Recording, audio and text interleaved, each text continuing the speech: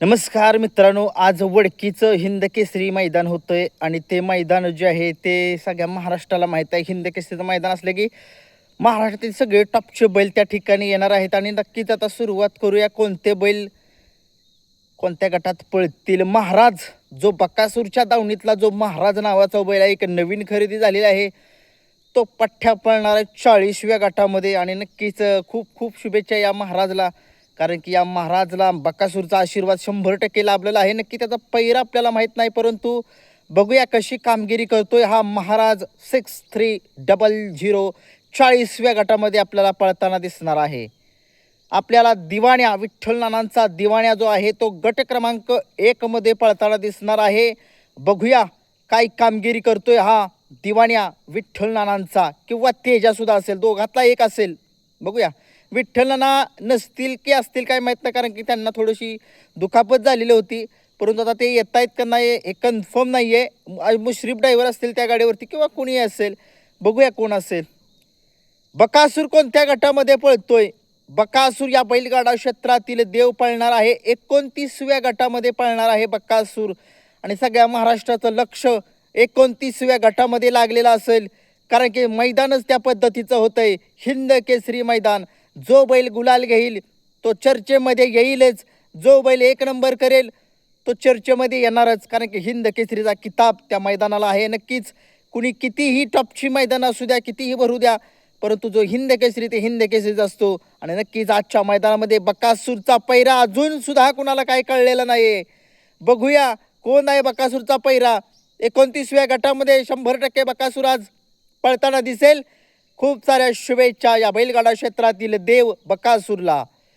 आजच्या मैदानामध्ये भाऊ धनकरांचा लक्ष आपल्याला गट क्रमांक 2 मध्ये पळताना दिसणार आहे. तसेच त्याच लढतीमध्ये त्याच गटामध्ये ओगलेवाडीकरांचा तेजाभाई जो टॉपचा हिंद केसरी हत्यार आहे, बावधनचा लक्षा विरुद्ध तेजाभाई, ही लढत आपल्याला गट क्रमांक 2 मध्ये बघायला मिळणार आहे. काट्याची लढत होईल, काट्याची. खूप साऱ्या शुभेच्छा दोन्ही सुद्धा नंदींना. आता पैरा कसा होतोय त्याच्यावरती डिपेंड आहे, म्हणून जास्तीत जास्त चान्सेस हे बावधनच्या लक्षाचेच आहेत, त्या बाजी मारणार त्या गटामध्ये. तसेच देवाभाई तो छत्रपती संभाजीनगरकरांचा देवाभाई आहे, तो गट क्रमांक 3 मध्ये आपल्याला पळताना दिसणार आहे आणि नक्कीच त्याच्या सुद्धा कामगिरीकडे लक्ष लागेल, कारण की तो सुद्धा हुकुमी एक काय छत्रपती संभाजीनगरकरांचा सुट्टा निकाल घेतो तो सुट्टा. बघूया खूप साऱ्या शुभेच्छा त्याला. गट क्रमांक 28 मध्ये आपल्याला गानंदकरांचा जो बब्या आहे, दुर्गा आणि बब्या त्यातला बब्या आहे किंवा दुर्गा, 28व्या गटामध्ये आपल्याला पळताना दिसणार आहे. बघूया काय कामगिरी करतोय हा गानंदकरांचा बब्या. 81 मोठ्या मैदानाचा मोठा वस्ताज 26व्या गटामध्ये पळताना दिसेल. बघूया काय कमाल करतोय आज हा मोठ्या मैदानाचा मोठा वस्ताज. फायनलमध्ये राहतोय की काय. खरंच जर राहिला तर 100% तो म्हणावं लागेल. जरी त्याचं वय जरी झाले असले तरी त्याच्या अंगातील रग आणि धमक अजूनही आहे. खूप साऱ्या शुभेच्छा त्याला सुद्धा. सर्जा नाही वाटेगावकरांचा बादल जो आहे तो 4थ्या गटामध्ये पळतोय. गट क्रमांक 4 मध्ये वाटेगाव अंबरनाथकरांचा बादल आपल्याला पळताना दिसणार आहे. बघूया काय कामगिरी करतोय हा आबांचा पाखऱ्या, नितीन आबा शेवाळे यांचा पाखऱ्या जो आहे तो गट क्रमांक 5 मध्ये आपल्याला दिसेल पळताना. त्याच्या सुद्धा कामगिरीकडे लक्ष लागलेलं आहे. पैरा अजूनही कन्फर्म नाहीये, काहीच कोणालाच काही कळलं झाले कुठला पैरा. चिमण्या अमित शेठ पाडळे यांचा चिमण्या जो आहे तो गट क्रमांक 16 मध्ये आपल्याला पळताना दिसणार आहे. अमित शेठ पाडळे यांचा हुकुमी हक्का चिमण्या. काय कमाल करतोय हा चिमण्या, बघावं लागेल. या बैलगाडा क्षेत्रामधील राहुल पाटील आडवलीकर यांचं काळीज मथुर 1001 गट क्रमांक 8 मध्ये आणि गट क्रमांक 43 मध्ये चिठ्ठी निघाली या मथुरची. आता बघूया त्यातल्या कुठल्या गटामध्ये पळतोय मथुर आपला.